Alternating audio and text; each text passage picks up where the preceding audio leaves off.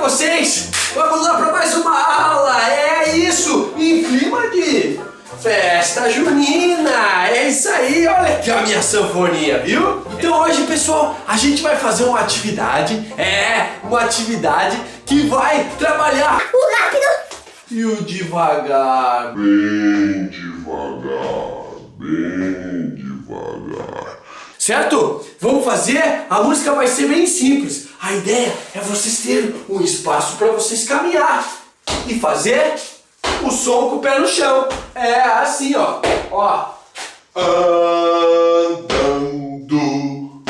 devagar, caminhando devagar, eu paro assim e dou uma espreguiçada assim.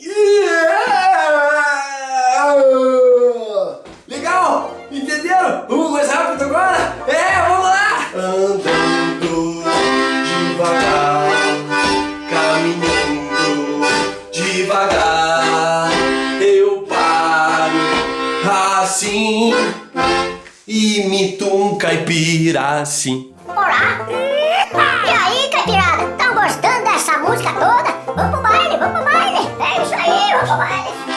Andando mais rápido, caminhando mais rápido, eu paro assim e faço uma careta assim. Agora vamos fazer bem rápido, beleza, pessoal?